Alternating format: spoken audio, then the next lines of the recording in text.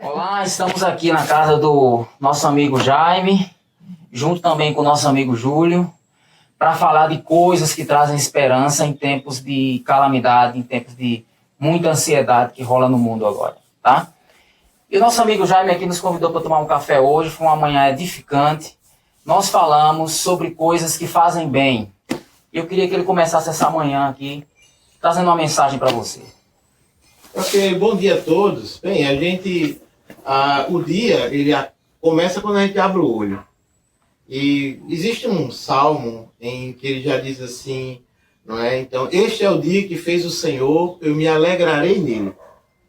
Essa expressão, ela é bem determinista. Esse é o dia que fez o Senhor. Ele pode ser chuvoso, ele pode ser quente, ele pode ser frio, pode ser ameno, mas este é o dia que fez o Senhor. Eu me alegrarei nele, da palavra alegro, da palavra animado para o dia. O dia ele já começa com as suas dificuldades. Quando você abre os olhos, já tem conta para pagar, já tem coisas para suprir, tem problemas e pepinos, né, para resolver, abacaxis para descascar, mas tudo isso é bom, tanto pepino como abacaxi. Descascado, com a faca amolada, geladinho, é bom. É isso que a gente precisa entender. Fazer o dia. Não é a pessoa cumprir a agenda. Sabe, se estar à mercê ou passivamente cumprindo a agenda. Não, a agenda ela serve para organizar. Só isso. Mas quem deva fazer o dia sou eu. Caso não, Marinho, caso não, Júlio, a gente vai ficar situacional. Vai chegar um momento em que a gente vai estar só cumprindo e fica o tempo todo, sabe, ali de bastidor, não agente do dia, mas somente cumprindo. E isso não é saudável. Esse é o dia que fez o Senhor, eu me alegrarei nele. Ok, o nosso amigo Júlio também vai trazer uma mensagem para vocês aqui, Júlio. Eu gostaria que você falasse como viver feliz em tempo de crise. Pergunta fácil, cara. Essa é super fácil, tranquilo. Me peça a cura do coronavírus que eu também recito já. Ou melhor, como ter uma paz que excede todo entendimento nesse momento de crise. Tá certo, o próprio Deus falando. Ainda bem que tu fizesse essa pergunta para ele.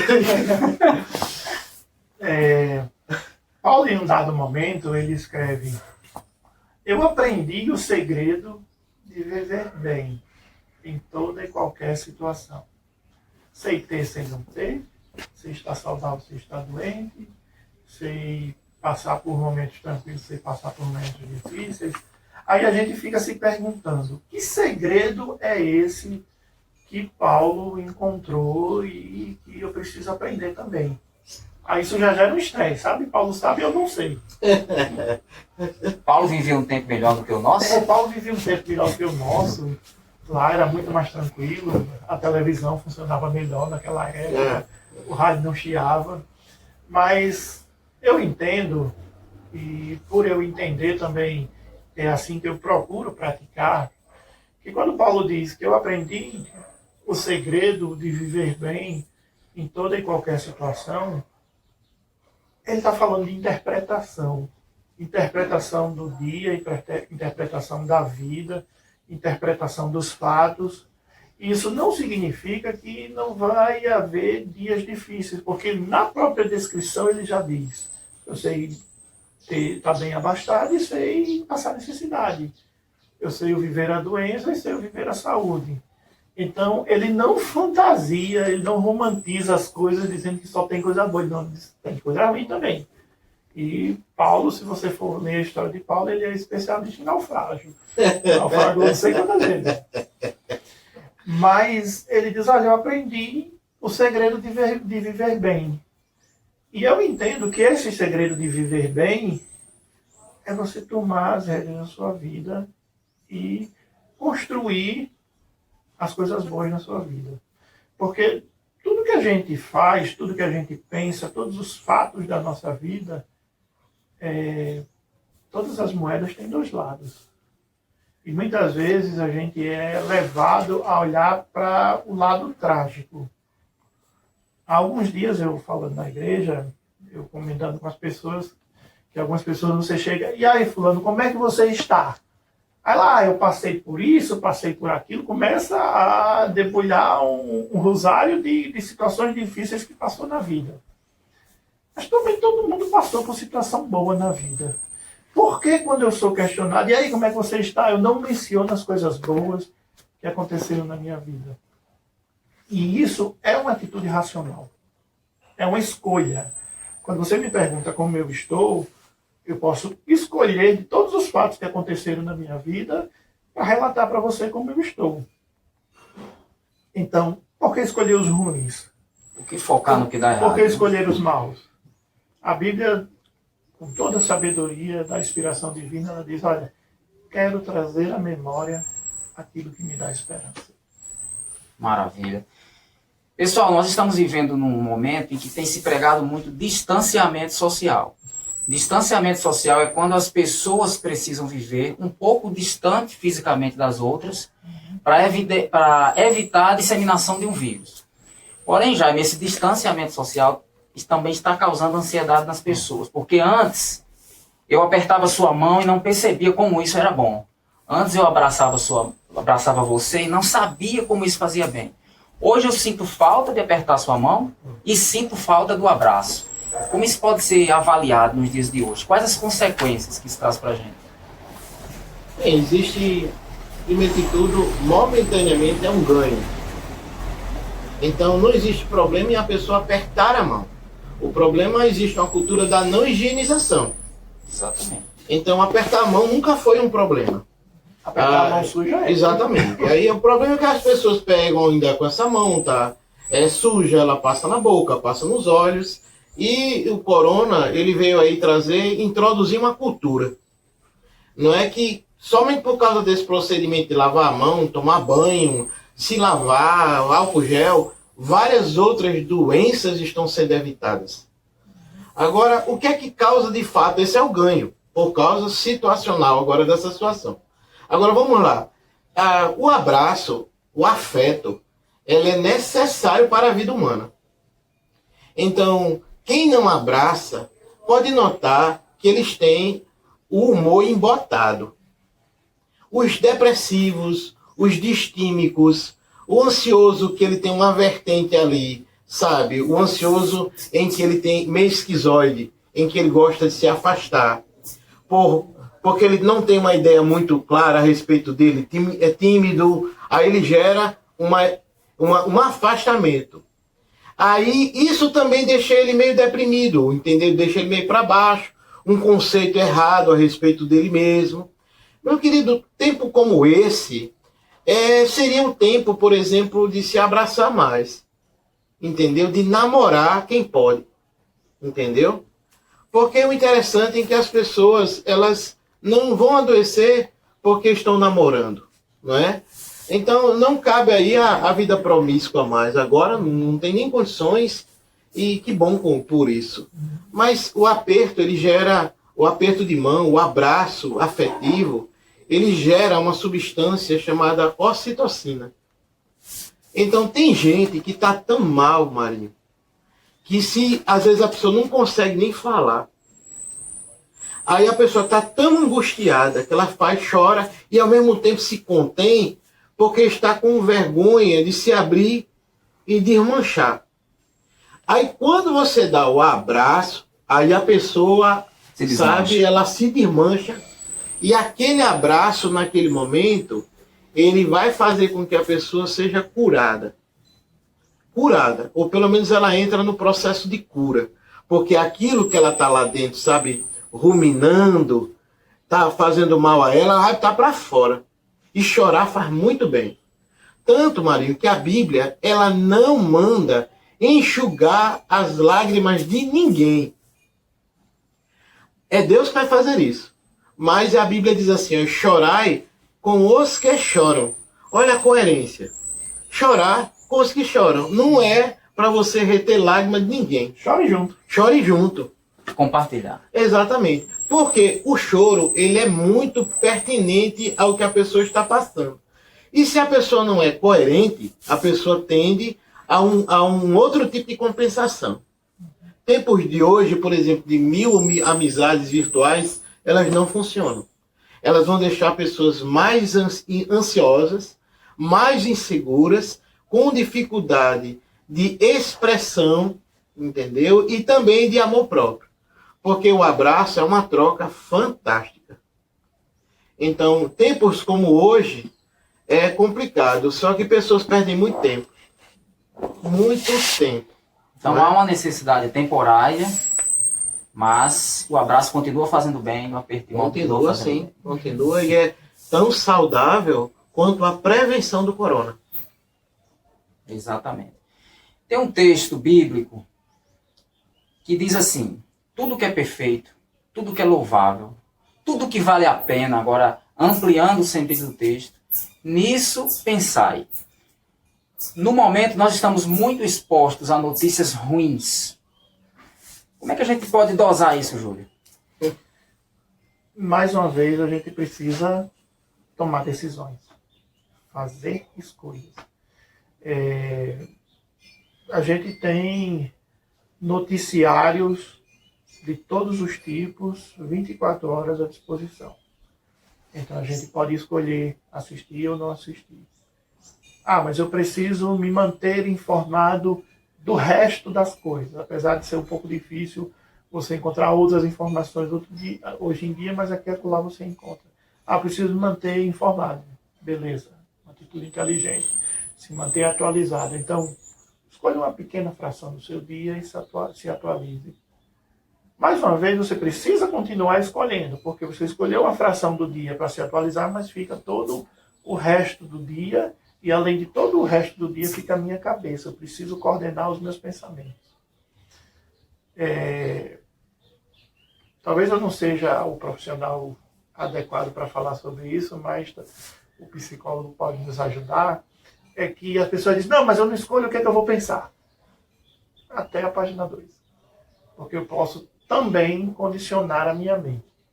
Se eu estou alimentando a minha mente de coisas boas, de coisas produtivas, de coisas benéficas, de possibilidades de solução, de momentos em que as coisas deram certo, quando eu for submetido a uma pressão, da mesma forma que acontece com a esponja, o que você botar nela quando você espremer é o que vai sair.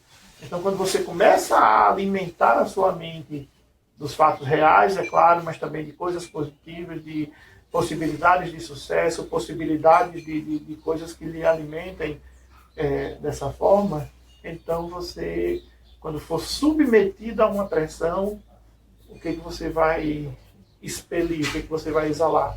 Você vai exalar esperança. É aquilo que você está condicionando a sua mente. Eu tenho uma pergunta a você, doutor Marinho, dentro do que o Júlio falou.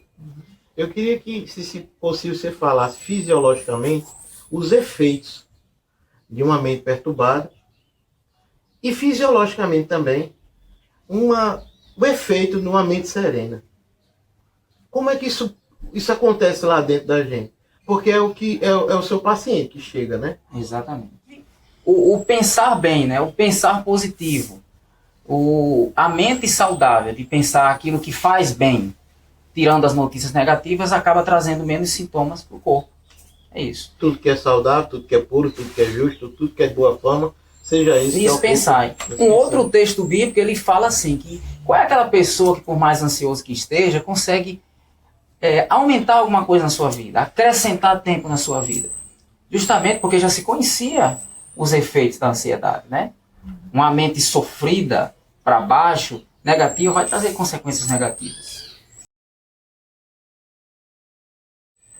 E hoje se fala muito das pessoas que estão se ressentindo a falta do contato social, do beijo, do abraço, do aperto de mão.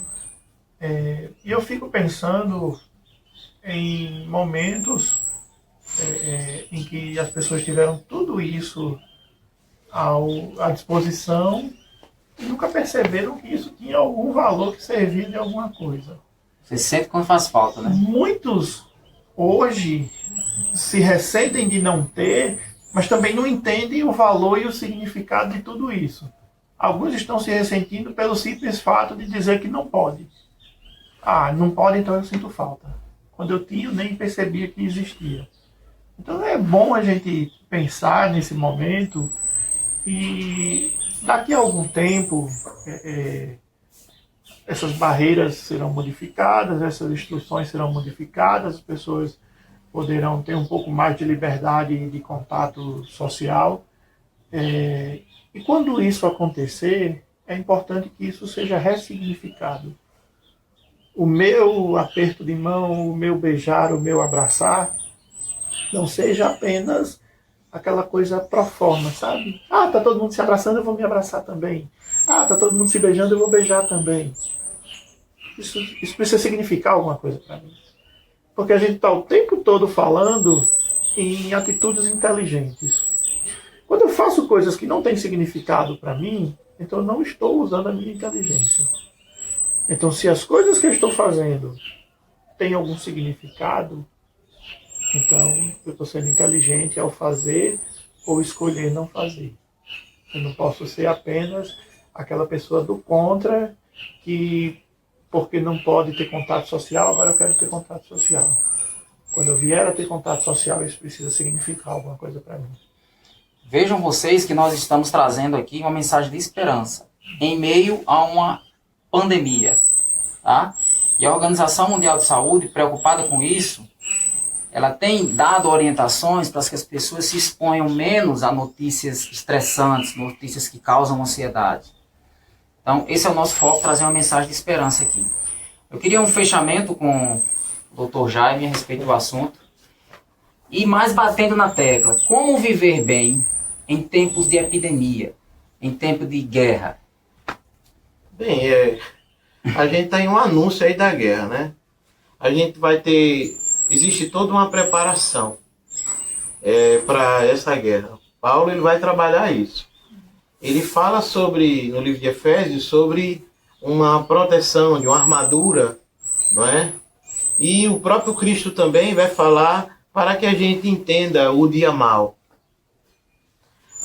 Só que o Cristo vai trabalhar na perspectiva da vigilância, sempre de ordem preventiva. Porque sempre a parte corretiva ela é bem mais cara, mais danosa. Mas a parte preventiva não. Sabe, pessoas, por exemplo, elas têm esse costume de serem hedonistas. Hedonista é essa coisa assim, de querer viver pelo prazer, pela aquele momento. Elas não conseguem parar de assistir, ou de jogar o videogame, ou de ver a série. É uma série atrás da outra, porque elas querem ocupar o tédio. Só que as pessoas não percebem que angústias foi Deus também que colocou.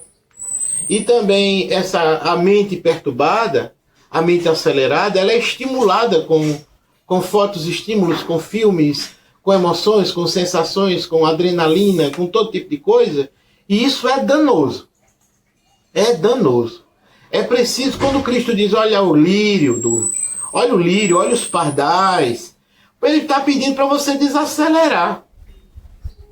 Então, existem coisas, por exemplo, nesse tempo agora de vida virtual, social, pessoas não conseguem ler livros mais, por conta da inquietação. Mas por que as pessoas ficaram tão estúpidas de um dia para o outro? Não, é por causa dos estímulos. Eles são muito rápidos, os fotoestímulos, rede social, internet, é muito rápido. E a mente acaba ainda acompanhando, até porque a mente é muito rápida. Só que a leitura, ela é lenta. E como ela é lenta, causa uma desaceleração. E essa desaceleração é como se fosse um desmame.